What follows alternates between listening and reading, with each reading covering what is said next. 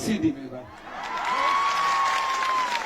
8,000টো মই এনেই কৈ থৈছো কিন্তু অকণমান 8,000তকৈ বেছি দিম ভাল হ'বনে বেয়া হ'ব সঁচাই ভাল হ'বনে অৰুণোদয় আঁচনিৰ KYC কোনসকল মানুহে কৰিব লাগিব আৰু কোনসকল মানুহে কৰিব নালাগে তো বহুতে কিন্তু কমেণ্ট কৰি সুধি আছিল এই কথাটো তো মই ভাবিলোঁ যে আপোনালোক সকলোকে জনাই দিয়াটো কৰ্তব্য হয় সেইকাৰণে মই আপোনালোক এই ভিডিঅ'টোৰ মাধ্যমত সম্পূৰ্ণ তথ্য আজি আপোনালোক লাভ কৰিব পাৰিব তো ভিডিঅ'টো আপোনালোকে শেষলৈ চাই থাকিব তো যিসকল মানুহে পুৰণা হিতাধিকাৰী আছিল আৰু যিসকল মানুহে নতুনকৈ আবেদন কৰিছে নতুনকৈ আপোনালোকে এটা কিস্তি লাভ কৰিছে এইসকল মানুহে আপোনালোকে KYC কৰিব নালাগে যিসকলে মানে পইচা লাভ কৰি আছে এইসকল মানুহে KYC কৰিব নালাগে আৰু যিসকল মানুহে এতিয়ালৈকে KYC কৰা নাই বা আপোনালোকে আগতে 2-3টা কিস্তি লাভ কৰিছিল তাৰে মাজত আপোনালোকৰ টকা পোৱা বন্ধ হৈ গৈছে এইসকল মানুহে আপোনালোকে KYCটো কৰিব লাগিব KYC কৰিলেহে আপোনালোকে একেলগতে এই ফেব্ৰুৱাৰী মাহৰ 20 তাৰিখে 10,000কৈ টকা আপোনালোকে লাভ কৰিব পাৰিব তো ডক্টৰ হিমন্ত বিশ্ব শৰ্মা ছাৰে কি কৈছে আপোনালোকে সেই কথাটো আপোনালোকে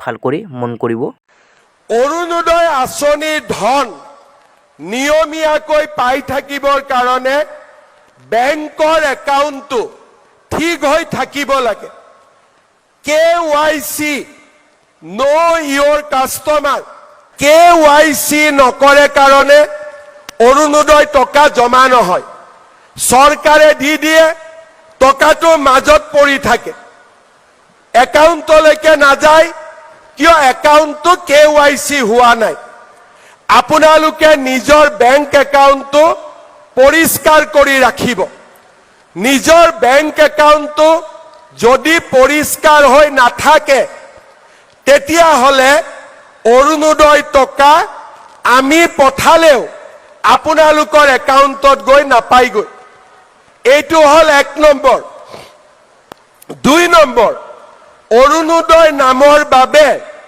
আপোনালোকে যিটো মোবাইল নম্বৰ দিছে সেই মোবাইল নম্বৰটো এক্টিভ কৰি ৰাখিব কিবা কাৰণত যদি মোবাইলটো পৰিৱৰ্তন হয় চৰকাৰক জনাব তেতিয়া আমি নতুন নম্বৰটো আমাৰ লিষ্টত সোমাই লম তৃতীয়তে আজিলৈকে আমাৰ কোনো অফিচাৰ নাছিলে অৰুণোদয় নাপালে আমি ক'ত যাম এতিয়াৰ পৰা প্ৰত্যেক ব্লকত এজন অৰুণোদয় সহায়ক থাকিব আপোনালোকক 8,000 নিদিও 8,000তকৈ অলপ বেছি দিম এবাৰ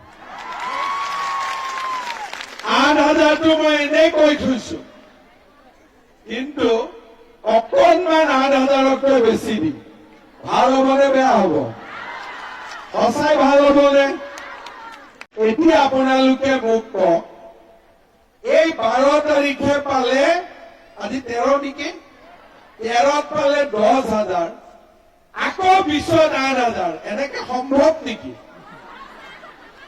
আগৰ চৰকাৰৰ দিনত এইবোৰ পাইছিলে নেকি কেতিয়াবা সঁচা কথা কওকচোন আগৰ চৰকাৰৰ দিনত এনেকে কেতিয়াবা পাইছিলে নেকি নাই পোৱা সঁচাই কৈছে না এনে মুখত দেখি কলে পাইছে নেকি ঠিক আছে 10,000 পালো 8,000 পালো বিনামূলীয়াকৈ চাউল পাই আছে নে না কোনে কোনে পাই আছে বঢ়িয়া কৰি দিম তই পাৱাবিলাকক কৈ দিছো কোনে কোনে বিনামূলীয়া চাউল পোৱা নাই তেওঁলোকে হাত দাঙক 10 ঘৰ 15 ঘৰে পোৱা নাই ডিচিয়ে শুনি আছে এতিয়া 100 টকাত 1 কেজি দালি 1 কেজি চেনি 1 কেজি নিমখ কোনে কোনে কিনিছে হাত দাঙক বাপৰে টংলা দেখোন বহুত আগত চবে কিনিছে তাৰ মানে 10,000 হল অৰুণোদয় পালে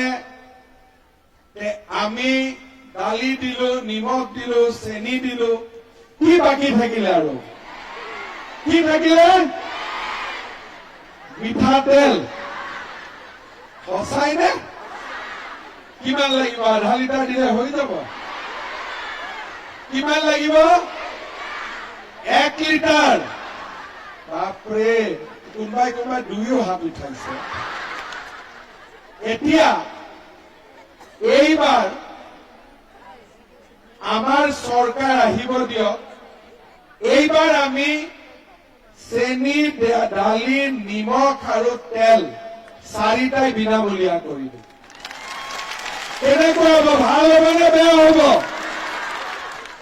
তাৰ মানে মহিলাসকলৰ এতিয়া টেনচন নাই।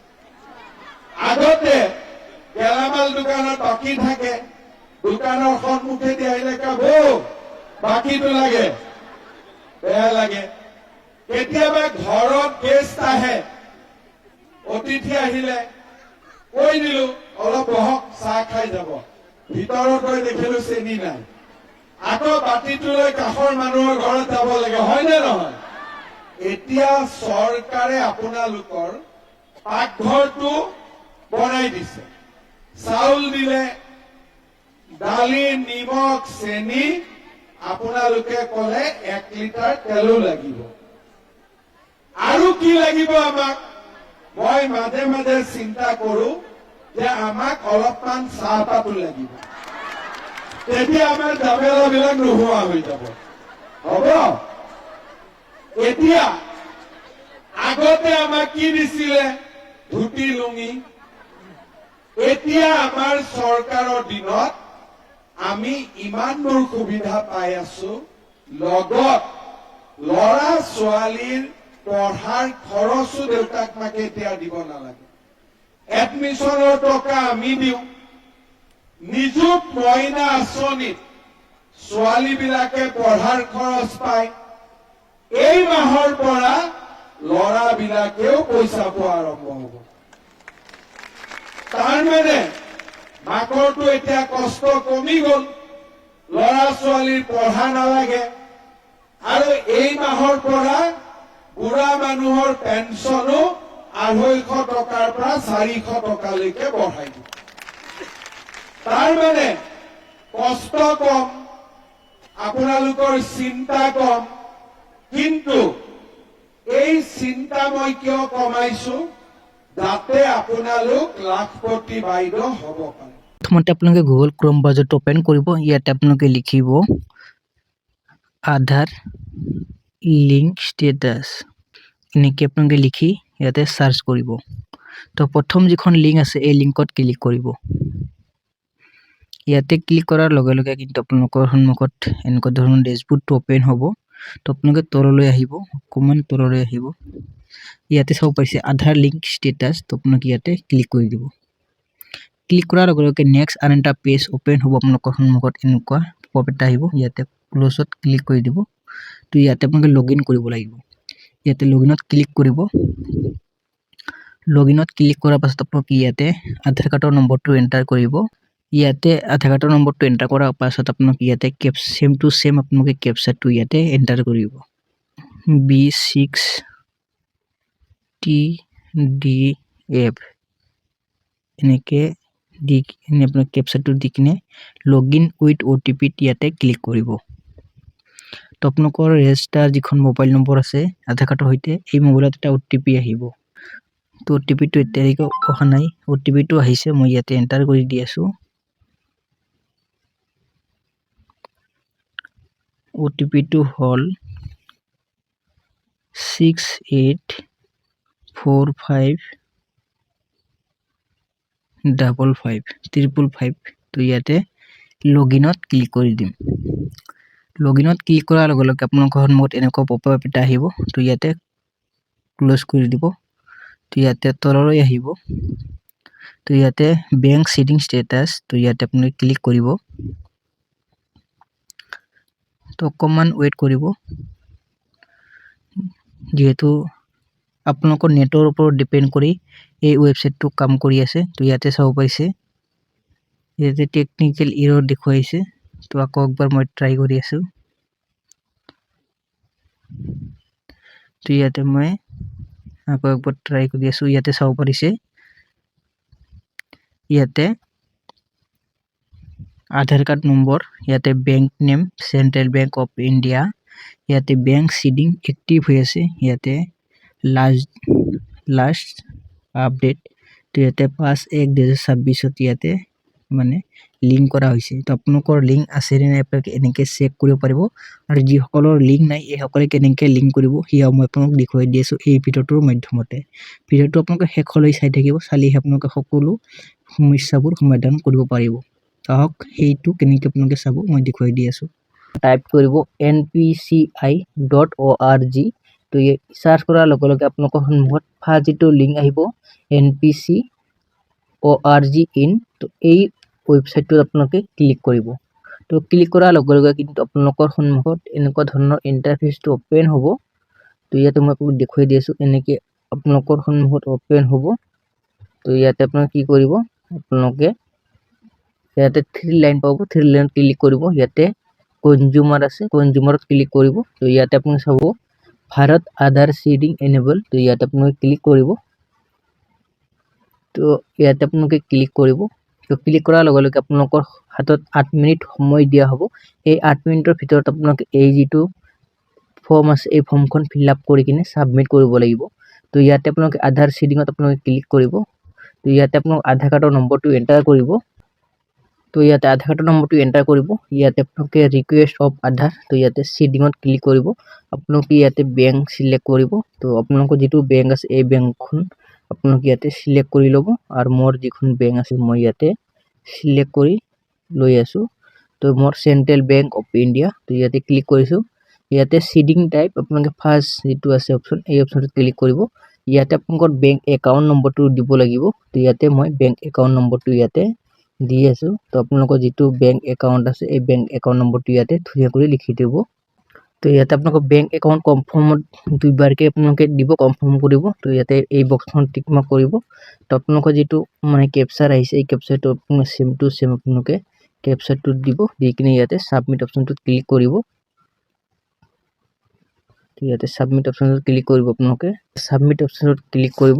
তো এনেকৈ আপোনালোকৰ সন্মুখত অপশ্যন আহিব আই এগ্ৰি টু কণ্টিনিউ। তো ইয়াতে ক্লিক কৰিব। আপোনালোকৰ আধাৰ কাৰ্ডৰ সৈতে যিখন মোবাইল নম্বৰ লিংক আছে এই নম্বৰটো আপোনালোকে ইয়াতে এণ্টাৰ কৰি দিব, আৰু আপোনালোকে ইয়াতে OTPটো আহিছে, OTPটো আপোনালোকে চেম টু চেম ইয়াতে দি কিনে কনফাৰ্ম অপশ্যনত ক্লিক কৰিব। তো অকণমান ৱেইট কৰিব। তো ইয়াতে কনফাৰ্মত ক্লিক কৰিব। তো ইয়াতে ক্লিক কৰাৰ লগে লগে আপোনালোকৰ সন্মুখত Aadhaar seeding is pending status, kindly check after some time your reference number.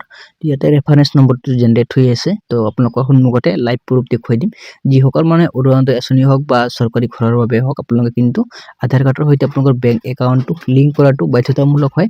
যদি আপোনালোকে লিংক নকৰে, আপোনালোকে শুনা পাইছে ডক্টৰ হিমন্ত বিশ্ব শৰ্মা ছাৰে কিন্তু নিজ মুখতে ঘোষণা কৰিছে যে আপোনালোকে যদি চৰকাৰী পইচা পাবলগীয়া আছে তেনেহ'লে আপোনালোকে আপোনালোকৰ একাউণ্টৰ সৈতে আপোনালোকে KYCটো সম্পূৰ্ণ কৰিব লাগিব, নহ'লে আপোনালোকে পইচা লাভ নকৰিব। অৰুণোদয় আঁচনি হওক বা আপোনালোকে চৰকাৰী ঘৰৰ বাবে হওক বা বৃদ্ধ পেঞ্চনেই হওক, আপোনালোকে এই কামটো কৰাটো বাধ্যতামূলক হয়। আপোনালোকে এই কামটো কৰিব লাগিব। আপোনালোকৰ সন্মুখত আপোনালোকে ইয়াতে চাব পাৰিছে ছাকচেছফুলি হৈ গৈছে। তো আপোনালোকে এনেকৈ নিজৰ একাউণ্টটো নিজে মানে লিংক কৰিব পাৰিব, বা আপোনালোকৰ আন কোনোবাৰ লিংক কৰি দিব পাৰিব। আশা কৰিছোঁ ভিডিঅ'টো আপোনালোকৰ চাই কিনে সকলোৰে ভাল লাগিছে। ভাল লাগিলে আপোনালোকে চেনেলটো ছাবস্ক্ৰাইব কৰি ৰাখিব, আৰু আপোনালোকৰ বন্ধু বান্ধৱীসকললৈ ভিডিঅ'টো শ্বেয়াৰ কৰি দিব। তো ইয়াতে আপোনালোকে চাব পাৰিছে ছাকচেছফুলি ইয়াতে হৈ গৈছে। তো এনেকৈ আপোনালোকে নিজে কৰিব পাৰিব, নিজৰ কামটো নিজে কৰিব পাৰিব।